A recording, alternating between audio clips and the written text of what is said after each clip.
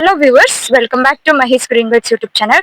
So ಇವತ್ತಿನ ವಿಡಿಯೋದಲ್ಲಿ ನಮ್ಮ Mahi's green bites YouTube channel ನ ವ್ಯೂವರ್ ಒಬ್ರು ಒಂದ್ ಸ್ವಲ್ಪ ಬೇಜಾರಾಗಿ ಹಾಕಿದ್ರು ಮೆಸೇಜ್ ಅಂತ ಅನ್ನಿಸ್ತು. ಗುಲಾಬಿ ಗಿಡಗಳು ನರ್ಸರಿಯಿಂದ ತಂದಿರೋವು, ಎಷ್ಟೇ ಕಾಳಜಿ ಮಾಡಿದ್ರು ಕೂಡ ಹೂ ಬಿಡ್ತಾ ಇಲ್ಲ, ಮತ್ತೆ ಮೊಗ್ಗುಗಳು ಕೂಡ ಬರ್ತಾ ಇಲ್ಲ ಅಂತ ಹೇಳಿ ಕಾಮೆಂಟ್ ಮಾಡಿದ್ರು. ಸೊ ನಾನು ಅವರಿಗಾಗಿಯೂ ಮತ್ತೆ ನನ್ನ ಎಲ್ಲಾ ವ್ಯೂವರ್ಸ್ ಇದಾರಲ್ಲ ಎಲ್ರಿಗೋಸ್ಕರನು ಕೂಡ ಈ ವಿಡಿಯೋನ ಮಾಡ್ತಿರೋದು. ಗುಲಾಬಿ ಗಿಡಗಳನ್ನ ನಾವು ನರ್ಸರಿಯಿಂದ ತಂದಾಗ ಯಾವ ರೀತಿ ಕಾಳಜಿ ಮಾಡ್ಬೇಕು, ಮತ್ತೆ ಗೊಬ್ಬರಗಳು, ಹೀಗೆ ಸಾಕಷ್ಟು ಮಾಹಿತಿಯನ್ನ ನಾನು ಈ ಒಂದು ವಿಡಿಯೋದಲ್ಲಿ ನೀಡ್ತಾ ಹೋಗ್ತೀನಿ. ದಯವಿಟ್ಟು ವಿಡಿಯೋನ ಕೊನೆವರೆಗೂ ನೋಡ್ತು ಅಂತ ಅಂದ್ರೆ ನಿಮಗೆ ಉಪಯುಕ್ತವಾದಂತಹ ಮಾಹಿತಿ ಸಿಗುತ್ತೆ. ಮತ್ತೆ ನಾನು ಈ ಹಿಂದೆ ಅಪ್ಲೋಡ್ ಮಾಡಿರುವಂತಹ ಒಂದು ವಿಡಿಯೋನ, ಅಂದ್ರೆ ಗುಲಾಬಿ ಗಿಡಗಳನ್ನ ಹಾಕುವ ವಿಧಾನದ ಕುರಿತಾದಂತಹ ವಿಡಿಯೋನ ಅಷ್ಟು ವ್ಯೂಸ್ ಹೋಗಿಲ್ಲ, ಗೊತ್ತಿಲ್ಲ ನನಗೆ ಯಾಕಂತ. ಇವ್ರೇನ್ ಹೇಳೋದಷ್ಟು ವರ್ತ್ ಅಂತ ಅನ್ಸಿಲ್ಲ ಅನ್ಸುತ್ತೆ. ಬಟ್ ಆ ಗಿಡಗಳ ಪ್ರೂಫ್ ಕೂಡ ನಾನು ಇವತ್ತು ನಿಮಗೆ ತೋರಿಸ್ತೀನಿ. ನಾನು ಗಿಡಗಳ ಹಾಕಿ ಆಲ್ಮೋಸ್ಟ್ 1.5 ಮಂತ್ ಆಗಿರಬಹುದು. ಆ ಗಿಡಗಳು ಹೇಗ್ ಬಂದಿದಾವೆ, ಮೊಗ್ಗುಗಳು, ಪ್ರತಿಯೊಂದನ್ನು ಕೂಡ ನಾನು ನಿಮ್ ಜೊತೆ ಶೇರ್ ಮಾಡ್ತೀನಿ. ಖಂಡಿತವಾಗಿಯೂ ತುಂಬಾ ಹೆಲ್ಪ್ಫುಲ್ ವಿಡಿಯೋ. ಸಿಂಪಲ್ ಮನೆಯಲ್ಲೇ ಸಿಗುವಂತಹ ಗೊಬ್ಬರಗಳನ್ನ ಯೂಸ್ ಮಾಡ್ಕೊಂಡು ಉತ್ತಮವಾದಂತಹ ಗುಲಾಬಿ ಹೂಗಿಡಗಳನ್ನ ಬೆಳಿಬಹುದು. ದಯವಿಟ್ಟು ವಿಡಿಯೋನ ಕೊನೆವರೆಗೂ ನೋಡಿ. ಇವೆಲ್ಲವೂ ಕೂಡ ನನ್ನ ಗಾರ್ಡನ್ನಲ್ಲಿ ಇರುವಂತಹ ಗುಲಾಬಿ ಹೂ ಗಿಡಗಳು. ಸೊ ನನ್ನ ಹತ್ರ ಪ್ರೆಸೆಂಟ್ಲಿ 10 ಕಲರು ಗುಲಾಬಿ ಗಿಡಗಳಿರುವಂಥದ್ದು, ಎಲ್ಲವೂ ಕೂಡ ಆರೋಗ್ಯವಾಗಿರುವಂಥದ್ದು. ನಾನು ಗುಲಾಬಿ ಗಿಡಗಳಿಗೂ ಕೂಡ ಸೇವಂತಿಗೆ ಹೂ ಗಿಡಗಳಿಗೆ ಕೊಡುವಷ್ಟೇ ಮಹತ್ವವನ್ನು ಕೊಡ್ತೀನಿ. ಯಾಕಂತಂದರೆ ಎಲ್ಲವೂ ಕೂಡ ನರ್ಸರಿಯಿಂದ ತಂದಾಕಿರೋದು. ಸೊ ಇದು ಈಗ ಆಲ್ರೆಡಿ ನನ್ನ ಯೂಟ್ಯೂಬ್ ಚಾನಲಲ್ಲಿ ಅಪ್ಲೋಡ್ ಮಾಡಿರುವಂತಹ ವಿಡಿಯೋ. ಯಾರು ಆ ವಿಡಿಯೋನೂ ನೋಡಿಲ್ವೋ ದಯವಿಟ್ಟು ಫಸ್ಟು ಆ ವಿಡಿಯೋನ ನೋಡಿ. ನರ್ಸರಿಯಿಂದ ತಂದಂತಹ ಹೂ ಗಿಡಗಳನ್ನ ಯಾವ ರೀತಿ ನೆಡಬೇಕು, ನೆಡೋವಾಗ ನಾವು ಯಾವ ರೀತಿಯ ಮಣ್ಣು ಗೊಬ್ಬರಗಳನ್ನ ಮಿಶ್ರಣ ಹಾಕಬೇಕು ಅನ್ನೋದನ್ನು ಕೂಡ ನಾನು ಅದರಲ್ಲಿ ಹೇಳಿದ್ದೀನಿ. ಯಾರಿಗಾದರೂ ಬೇಕು ಆ ವಿಡಿಯೋ ಲಿಂಕ್ ಅಂತಂದರೆ ಕಾಮೆಂಟ್ ಮಾಡಿ, ನಾನು ಡಿಸ್ಕ್ರಿಪ್ಷನ್ ಬಾಕ್ಸ್ ಮತ್ತು ಕಾಮೆಂಟ್ ಬಾಕ್ಸಲ್ಲಿ ಲಿಂಕನ್ನು ಹಾಕಿರ್ತೀನಿ. ಇದು ಅದೇ ಗಿಡಗಳು, ನಾನು ಹಿಂದೆ ತೋರಿಸಿದ್ನಲ್ಲ ಆ ಸ್ಲೈಡಲ್ಲಿ ತೋರಿಸಿದಂತಹ ಅದೇ ಗಿಡಗಳು. ಹಾಕಿ ನಿಯರ್ಲಿ 1.5 ತಿಂಗಳಾಗಿರಬಹುದು. ಸೊ ಈಗ ಇಷ್ಟೊಂದು ಚೆನ್ನಾಗಿ ಹೊಸ ಚಿಗುರು, ಹೊಸ ಮೊಗ್ಗುಗಳು ಬಂದಿರೋ ಅಂಥದ್ದು ನಿಮಗೆ ಕಾಣಿಸ್ತಿದೆ. ಮತ್ತು ಮೊದಲ ಹಂತವಾಗಿ ನಾನು ಗುಲಾಬಿ ಗಿಡಗಳನ್ನ ಕೇರ್ ತಗೊಳೋದಕ್ಕೆ ನಾನು ಹೇಳುವಂತಹ ಒಂದು ಟಿಪ್ಸ್ ಏನು ಅಂತಂದರೆ, ಈಗೇನು ನಾವಲ್ಲಿ ಲೈಟ್ ಗ್ರೀನ್ ಕಾಣಿಸ್ತಿದೆಯಲ್ಲ ಹೊಸದಾಗಿ ಬಂದಿರೋ ಎಲೆಗಳು, ಮತ್ತು ಹಳೇ ಎಲೆಗಳು ಡಾರ್ಕ್ ಗ್ರೀನಲ್ಲಿ ಕಾಣಿಸ್ತಿದ್ದಾವಲ್ಲ ಅಂಥ ಎಲೆಗಳನ್ನ ನಾವು ಫಸ್ಟು ರಿಮೂವ್ ಮಾಡಬೇಕು.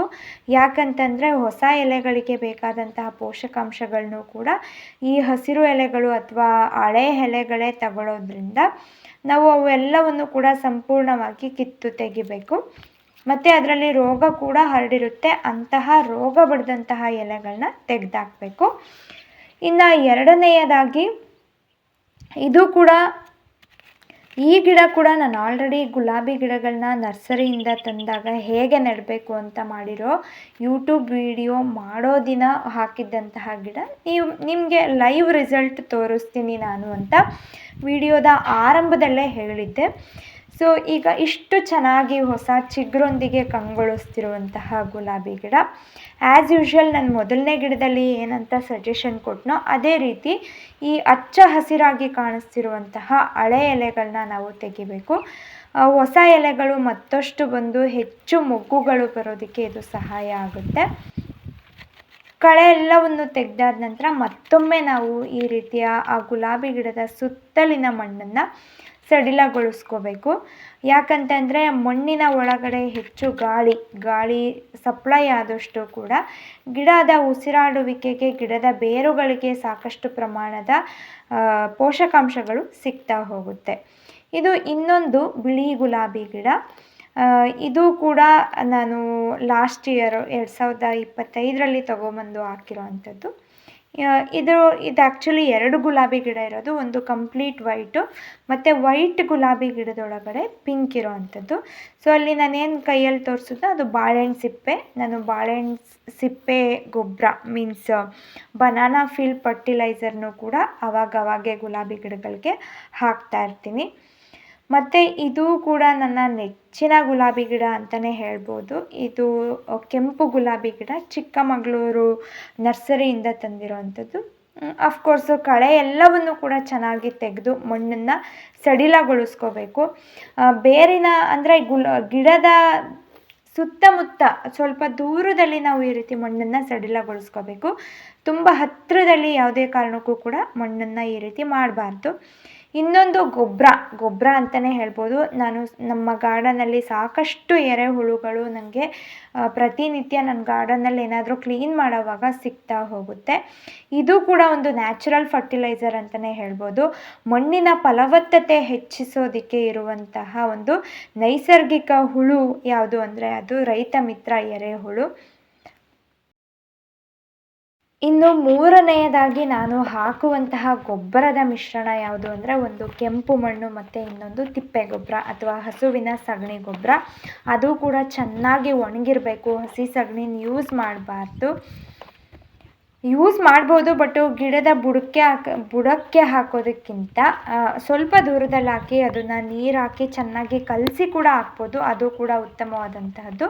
ಯಾವುದೇ ಕಾರಣಕ್ಕೂ ಹಸಿ ಸಗಣಿನ ಹಾಕಿ ಹಾಗೆ ಬಿಡಬಾರ್ದು. ಇದು ಬೇರುಗಳು ಕೊಳೆಯೋದಕ್ಕೆ ಮತ್ತು ಫಂಗಸ್ ಅಟ್ಯಾಕ್ ಆಗೋದಕ್ಕೆ ಇದು ನೇರವಾಗಿ ಕಾರಣ ಆಗುತ್ತೆ. ಹಾಗಾಗಿ ಹಸಿ ಸಗಣಿನ ಮ್ಯಾಕ್ಸಿಮಮ್ ಅವಾಯ್ಡ್ ಮಾಡಬೇಕು. ನಾ ಈ ಎರಡು ಮಿಶ್ರಣವನ್ನು ತಗೊಂಡು ನನ್ನ ಗುಲಾಬಿ ಗಿಡ ಏನು ಕ್ಲೀನ್ ಮಾಡಿದ್ನೋ ಅದಕ್ಕೆ ಹಾಕ್ತಾ ಇರೋವಂಥದ್ದು. ಗುಲಾಬಿ ಗಿಡದ ಸುತ್ತ ಬೆಳೆದಿರುವಂತಹ ಕಳೆಯನ್ನು ತೆಗೆದು ಮಣ್ಣನ್ನು ಸಡಿಲಗೊಳಿಸ್ಕೊಂಡು ನಂತರದಲ್ಲಿ ನಾವು ಗೊಬ್ಬರವನ್ನು ಹಾಕಬೇಕು. ಗೊಬ್ಬರ ಅನ್ನೋದಕ್ಕಿಂತ ನನ್ನಲ್ಲಿರುವಂತಹ ಕೌಡಂಗ್ ಕಂಪೋಸ್ಟು ಅಥವಾ ಸಗಣಿ ಗೊಬ್ಬರ, ಕೆಂಪು ಮಣ್ಣು.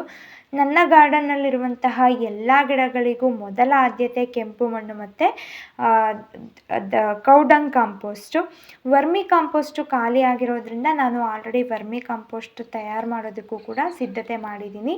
ಅದರ ಮೊದಲ ವಿಡಿಯೋ ಕೂಡ ನಾನು ಅಪ್ಲೋಡ್ ಮಾಡಿದ್ದೀನಿ, ಪಾರ್ಟ್ 1. ಒಂದ್ಸಲ ನನ್ನ ಚಾನಲ್ಗೆ ಹೋಗಿ ವಿಡಿಯೋನ ನೋಡಿ. ಸೊ ಎಲ್ಲವೂ ಹಾಕಿದ ನಂತರ ಇಷ್ಟು ಚೆನ್ನಾಗಿ ಮೊಗ್ಗುಗಳು ಕಾಣಿಸ್ತಾ ಇರೋವಂಥದ್ದು. ಗಿಡವೂ ಕೂಡ ಎಲ್ಲಿ ಯಾವುದೇ ಎಲೆ ಕೂಡ ರೋಗ ತಾಕಿರೋ ರೀತಿ ಕಾಣಿಸ್ತಾ ಇಲ್ಲ. ಎಲ್ಲ ಎಲೆಗಳು ಕೂಡ ಫ್ರೆಶ್ ಆಗಿ ಕಾಣಿಸ್ತಿರೋವಂಥದ್ದು. ಮೊಗ್ಗುಗಳು ಕೂಡ ಸಾಕಷ್ಟು ಒಂದು 10-12 ಮೊಗ್ಗುಗಳು ಸಿಗ್ತಾ ಇದ್ದಾವೆ. ಇದು ನಾನು ಕ್ಲೀನ್ ಮಾಡಿರುವಂತಹ ಗುಲಾಬಿ ಹೂ ಗಿಡ. Full dark red colour. ಇದು ಇನ್ನೊಂದು ಪಿಂಕ್ ಕಲರ್ ಗುಲಾಬಿ ಗಿಡ. ಇದು ಕೂಡ ನಾನು ತುಂಬ ಇಷ್ಟಪಟ್ಟು ನರ್ಸರಿಯಿಂದ ತಗೊಂಬಂದಿದ್ದಂತಹ ಗಿಡ.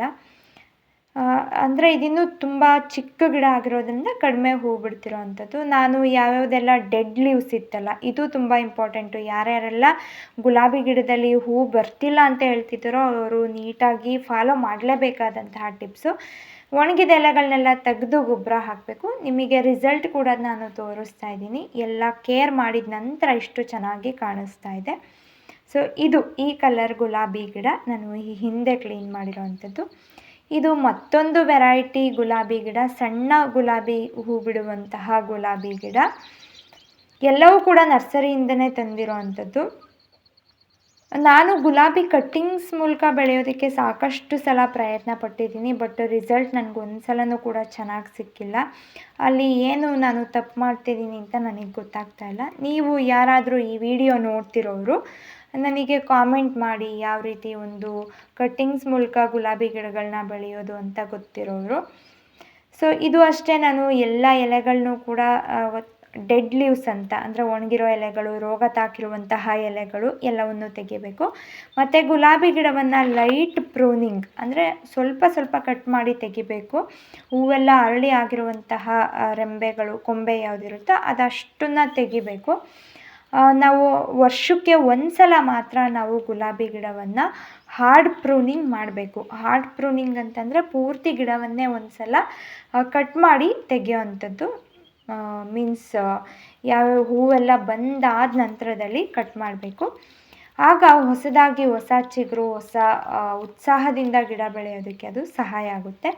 ಸೊ ಲೈಟಾಗಿ ಪ್ರೂನಿಂಗ್ ಮಾಡಿ ಒಣಗಿರುವಂತಹ ಎಲೆಗಳನ್ನ ತೆಗೆದಾದ ನಂತರದಲ್ಲಿ ಗಿಡದ ಸುತ್ತ ನಾವು ಒಂದು ಗಾರ್ಡನ್ ಟೂಲ್ನ ತಗೊಂಡು ಮಣ್ಣನ್ನು ಸಡಿಲಗೊಳಿಸ್ಕೋಬೇಕು.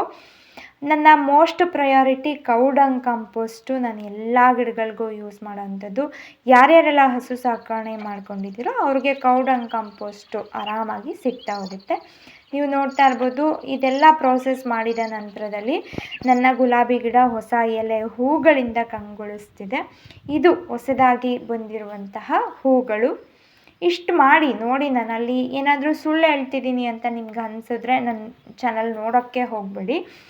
ಇಷ್ಟೇ ಪ್ರಾಸೆಸ್ ಮಾಡಿರೋದು. ನಾನು ಇದ್ರ ಜೊತೆಗೆ ಅಕ್ಕಿ ತೊಳೆದಿರುವಂತಹ ನೀರು ಮತ್ತು ಬನಾನಾ ಫೀಲ್ ಫರ್ಟಿಲೈಸರ್ ಅಂತಂದರೆ ಬಾಳೆಹಣ್ಣಿನ ಸಿಪ್ಪೆಯನ್ನು ನೆನೆ ಹಾಕಿ ಆ ನೀರನ್ನು ಕೂಡ ಹಾಕ್ತಾ ಇರ್ತೀನಿ. ಅದು ಕೂಡ ಉತ್ತಮವಾದಂತಹ ಗೊಬ್ಬರ. ಈ ವಿಡಿಯೋ ಮಾಡ್ತಿರೋ ಉದ್ದೇಶ ಇಷ್ಟೇ. ನನ್ನ ವ್ಯೂವರ್ ಒಬ್ಬರು ಕಾಮೆಂಟ್ ಮಾಡಿದರು, ನರ್ಸರಿಯಿಂದ ತಂದಿರುವಂತಹ ಗುಲಾಬಿ ಗಿಡ ಚೆನ್ನಾಗಿ ಬರ್ತಾ ಇಲ್ಲ, ಮೊಗ್ಗಾಗ್ತಾ ಇಲ್ಲ ಅಂತೇಳಿ. ನನಗೂ ಅದರ ಅನುಭವ ಆಗಿರೋವಂಥದ್ದು. ಎಷ್ಟು ಕಷ್ಟ ಒಂದು ಹೂವಿನ ಗಿಡನ ಬೆಳೆಸೋದು. ಅದು ಹಾಳಾಯಿತು ಅಂತಂದರೆ ತುಂಬ ಮನಸ್ಸಿಗೆ ಬೇಜಾರಾಗುತ್ತೆ. ಇಷ್ಟಪಟ್ಟು ತಂದಿರುವಂತಹ ಗಿಡ. ಅಂತಹ ಯಾರ್ಯಾರಿಗೆಲ್ಲ ಆ ಥರ ಒಂದು ಪ್ರಾಬ್ಲಮ್ ಆಗಿದೆಯೋ ಅಂಥವರು ಈ ವಿಡಿಯೋನ ನೋಡಿ ದಯವಿಟ್ಟು ನಿಮ್ಮ ಫ್ರೆಂಡ್ಸ್ ಆ್ಯಂಡ್ ಫ್ಯಾಮಿಲಿ ಜೊತೆ ಶೇರ್ ಮಾಡಿ. Thank you for watching.